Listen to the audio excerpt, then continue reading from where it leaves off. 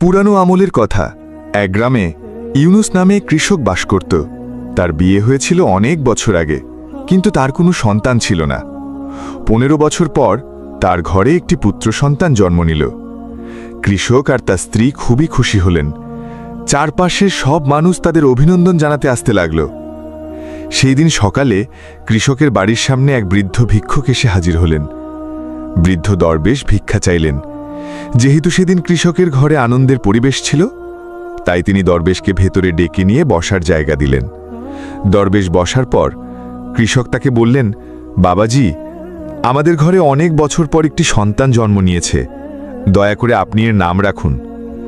বৃদ্ধ দরবেশ যখন শিশুটিকে কোলে তুললেন, তখন তিনি দেখলেন শিশুটির বাহুতে একটি বিশেষ চিহ্ন রয়েছে।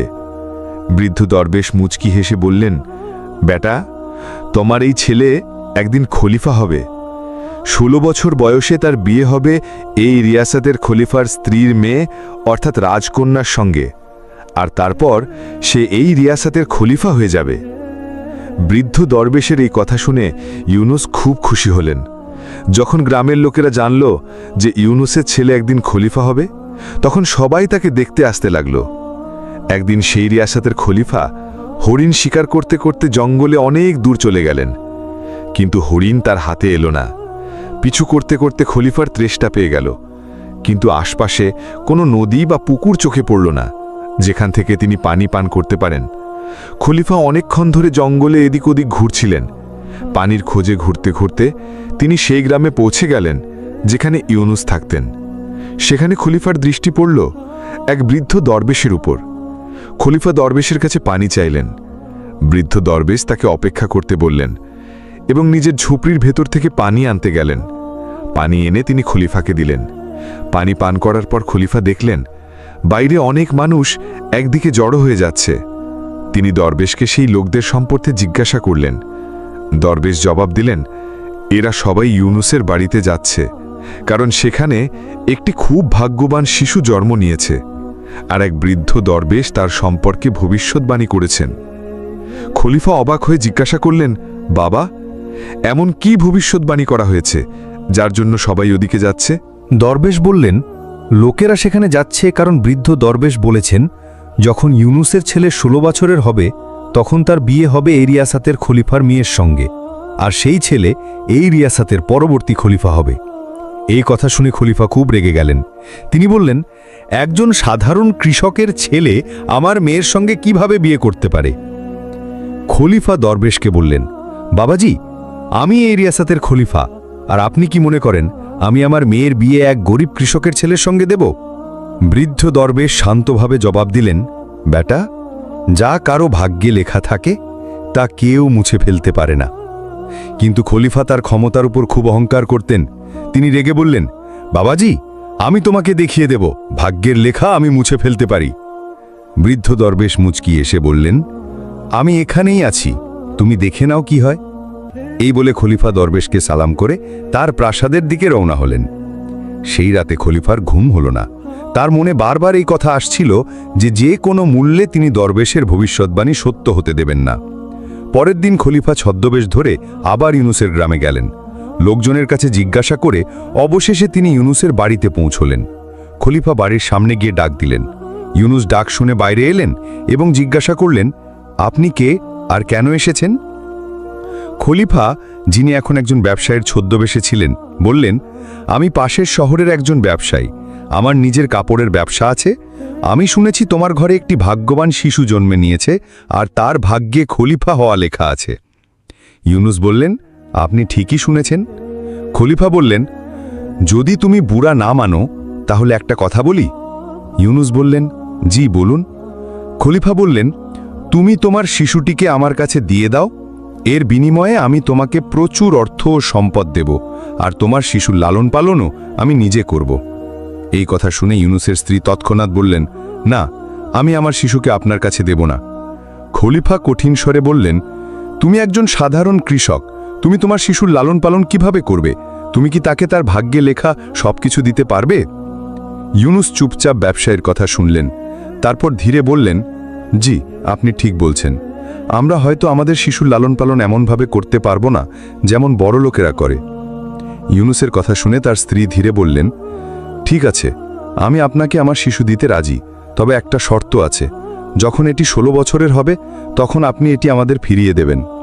খলিফা তৎক্ষণাৎ বললেন, হ্যাঁ ঠিক আছে, যখন তোমার শিশু 16 বছরের হবে আমি তাকে তোমার হাতে ফিরিয়ে দেব। এই বলে খলিফা শিশুটিকে কোলে নিয়ে সেখান থেকে রওনা হলেন। তিনি শিশুটিকে নিয়ে একটি নদীর তীরে গেলেন। আসলে খলিফার মনে ইচ্ছে ছিল শিশুটিকে নদীতে ফেলে দেওয়া, যাতে সে মারা যায় এবং দরবেশের ভবিষ্যৎবাণী কখনো পূর্ণ না হয়। কিন্তু শিশুটির নিষ্পাপ মুখ দেখে তার হাত কাঁপতে লাগল। তিনি শিশুটিকে নদীতে ফেলার সাহস করতে পারলেন না। অনেক ভেবে খলিফা একটি কাঠের সিন্দুক নিলেন, শিশুটিকে তার মধ্যে রাখলেন এবং সিন্দুকটি নদীর জলে ভাসিয়ে দিলেন। খলিফা ভাবলেন এই সিন্দুক গভীর জলে গিয়ে নিজে থেকেই ডুবে যাবে, আর এইভাবে শিশুটি মারা যাবে। এই ভেবে তিনি নিশ্চিন্ত হয়ে প্রাসাদে ফিরে গেলেন। তার মনে এই বিশ্বাস ছিল যে এই শিশু আর কখনো ফিরে আসবে না, আর তার মেয়ের সঙ্গে এর বিয়েও কখনো হবে না। খলিফা ভাবলেন, অবশেষে আমি ভাগ্যের লেখা মুছে ফেলেছি। ইতিমধ্যে সেই সিন্দুক জলে ভাসতে ভাসতে নদীর একটি তীরে গিয়ে আটকে গেল, যেখানে একজন মৎস্যজীবী মাছ ধরছিল। মৎস্যজীবীর নজর যখন সেই ভাসমান সিন্দুকের ওপর পড়ল, তখন সে অবাক হয়ে বলল, এর মধ্যে তো একটি ছোট্ট শিশু রয়েছে। সে বিস্মিত হয়ে গেল, কারণ মৎস্যজীবীর নিজের কোনো সন্তান ছিল না। সে শিশুটিকে তার বাড়িতে নিয়ে যাওয়ার সিদ্ধান্ত নিল। মৎস্যজীবী স্ত্রী যখন শিশুটিকে দেখলেন, তিনি খুব খুশি হলেন। তিনি তার স্বামীকে জিজ্ঞাসা করলেন, এই শিশুটি কার, কোথা থেকে এনেছ? মৎস্যজীবী তাকে পুরো ঘটনা বললেন, কিভাবে তিনি নদীর তীরে মাছ ধরছিলেন এবং নদীতে ভাসমান একটি কাঠের সিন্দুকে এই শিশুটিকে পেয়েছেন। দুজনে হাত জোর করে আল্লাহর শুকরিয়া আদায় করলেন যে তাদের একটি প্যারেড শিশু দেয়া হয়েছে। এখন সেই শিশু মৎস্যজীবীর বাড়িতে বড় হতে লাগল। মৎস্যজীবী তার নাম রাখলেন হারিস। এভাবে সময় কেটে গেল এবং হারিস ধীরে ধীরে বড় হতে লাগল। 16 বছর কেটে গেল।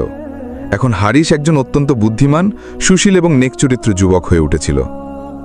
একদিন সে তার উস্তাদের কাছে পড়াশোনা করছিল। উস্তাদ যা কিছু প্রশ্ন করতেন, হারিস তৎক্ষণাৎ তার সঠিক জবাব দিত।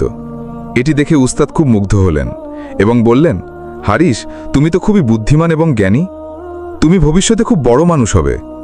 উস্তাদ তখনও হারিসের প্রশংসা করছিলেন, এমন সময় সেই খলিফা সেখান দিয়ে যাচ্ছিলেন, যিনি অন্য একটি এলাকায় কোনো জরুরি কাজে যাচ্ছিলেন। খলিফার নজর যখন হারিসের ওপর পড়ল, তিনি সেখানে থেমে গেলেন। কিছুক্ষণ তাকে মনোযোগ দিয়ে দেখলেন, তারপর তাকে জিজ্ঞাসা করলেন, বেটা, তুমি কে, কোথায় থাকো, তোমার বাবার নাম কি? হারিস ভদ্রভাবে জবাব দিল, হুজুর, আমি একজন মৎস্যজীবীর ছেলে। এই কথা শুনে খলিফা কিছুটা চিন্তায় পড়লেন, কিন্তু কিছু না বলে এগিয়ে গেলেন। তারপর তিনি সোজা মৎস্যজীবীর বাড়িতে গেলেন। সেখানে পৌঁছে তিনি বললেন, তোমার ছেলে খুবই বুদ্ধিমান এবং সুশীল। মৎস্যজীবী বিনয়ের সঙ্গে বললেন, আলম্পনা, আমি তার আসল বাবা নই, আমি শুধু তার লালন পালন করেছি, কিন্তু সে আমার কাছে সন্তানের চেয়েও বেশি। এই কথা শুনে খলিফা অবাক হলেন এবং জিজ্ঞাসা করলেন, যদি এই ছেলে তোমার সন্তান না হয়, তাহলে তুমি তাকে কোথায় থেকে পেয়েছ? মৎস্যজীবী পুরো ঘটনা বিস্তারিতভাবে বললেন, কিভাবে তিনি নদীর তীরে মাছ ধরছিলেন এবং নদীতে ভাসমান একটি কাঠের সিন্দুকে এই শিশুটিকে পেয়েছেন। খলিফা যখন এই গল্প শুনলেন, তার মুখ লাল হয়ে গেল। তিনি পুরোপুরি বুঝে গেলেন যে এটি সেই শিশু যাকে তিনি 16 বছর আগে নদীতে ভাসিয়ে দিয়েছিলেন। খলিফা এবং মৎস্যজীবী তখনও এই বিষয়ে কথা বলছিলেন, এমন সময় হারিস সেখানে এসে পড়ল। খলিফা তাকে দেখে মনে মনে একটি চক্রান্তের পরিকল্পনা করলেন। তিনি মৎস্যজীবীকে বললেন, আমাকে একটি জরুরি কাজে যেতে হবে। যদি তুমি তোমার ছেলের হাতে আমার একটি চিঠি আমার স্ত্রীর কাছে পৌঁছে দাও, তাহলে আমি তাকে 100 স্বর্ণ মুদ্রা দেব।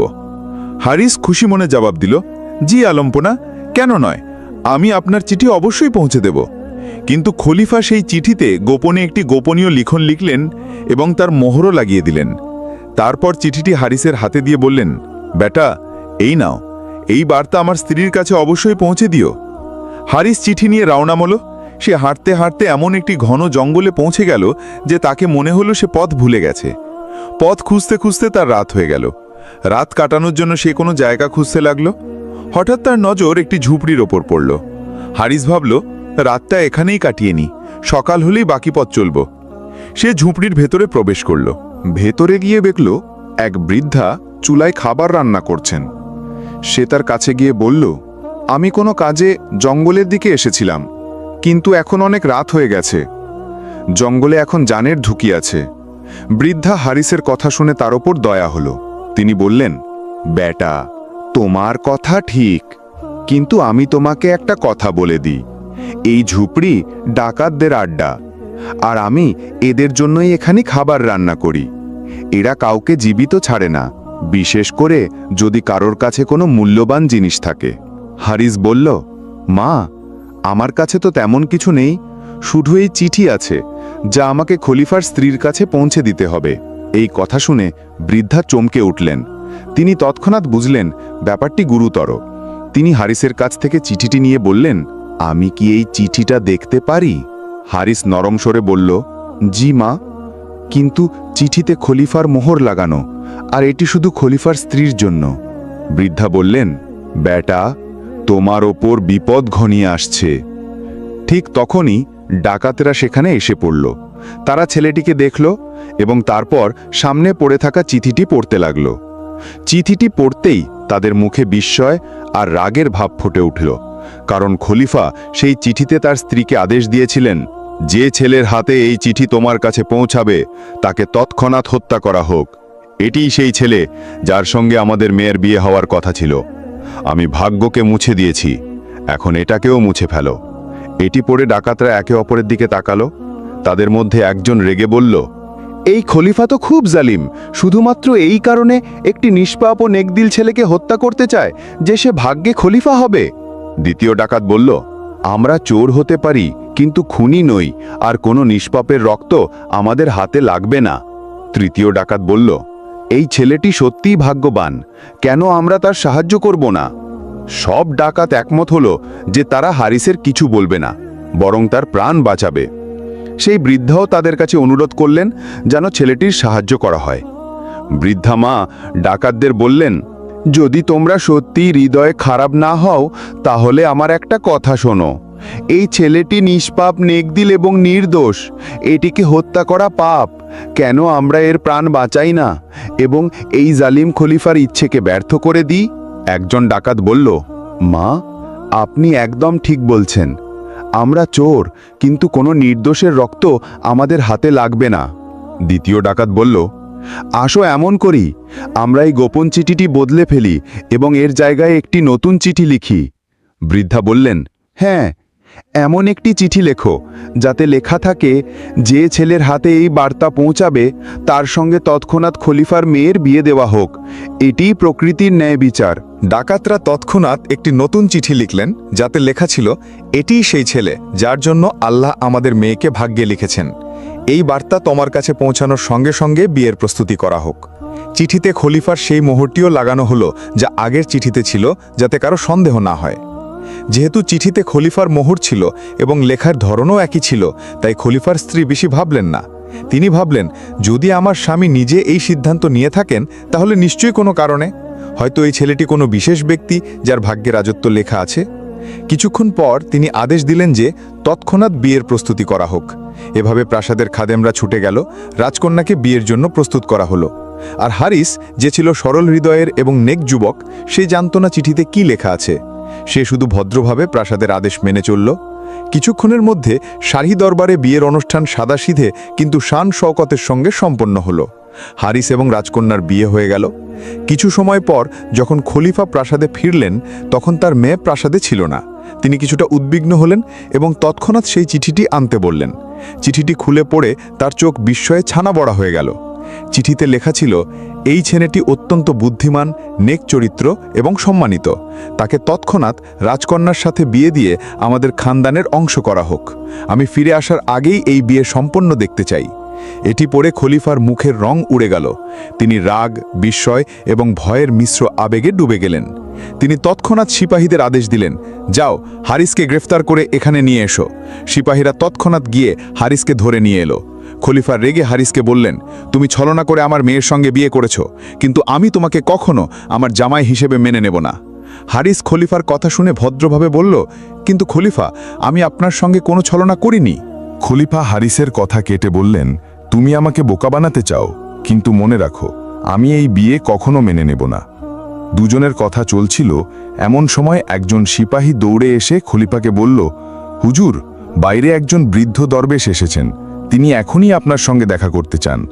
খলিফা তৎক্ষণাৎ আদেশ দিলেন, তাকে ভেতরে ডাকো। দরবেশ ভেতরে আসতেই খলিফা সম্মানের সঙ্গে দাঁড়ালেন, তাকে সালাম করে তার আসার কারণ জিজ্ঞাসা করলেন। দরবেশ মুচকি হেসে বললেন, খলিফা সালামত, মনে হচ্ছে আপনি আমাকে চিনতে পারেননি। খলিফা বললেন, না বুজুর্গ, ক্ষমা চাই, আমি আপনাকে চিনতে পারিনি। তখন দরবেশ মুচকি হেসে বললেন, আমি সেই ব্যক্তি যাকে 16 বছর আগে আপনি বলেছিলেন আমি ভাগ্যের লেখা মুছে দেব। এই কথা শুনেই খলিফা একেবারে হতভম্ব হয়ে গেলেন। তার সব কিছু মনে পড়ে গেল, নদী, কাঠের সিন্দুক আর দরবেশের বলা কথাগুলো। বৃদ্ধ দরবেশ মুচকি হেসে বললেন, কেন খলিফা, ভাগ্যের লেখা কি মুছে ফেলতে পেরেছ? খলিফা লজ্জায় চোখ নামিয়ে ধীরে বললেন, না বাবাজি, আমি ভাগ্যের কাছে হেরে গেছি। দরবেশ বললেন, মনে রাখো খলিফা, ভাগ্যের লেখা কেউ মুছে ফেলতে পারে না। এখন সময় এসেছে যে তুমি হারিসকে তোমার জামাই হিসেবে মেনে নাও এবং তাকে তোমার তখত ও তাজ হস্তান্তর করো। খলিফা বিনয়ের সঙ্গে বললেন, দরবেশজি, আপনি যা বলবেন তাই হবে। এই বলে দরবেশ বিদায় নিলেন।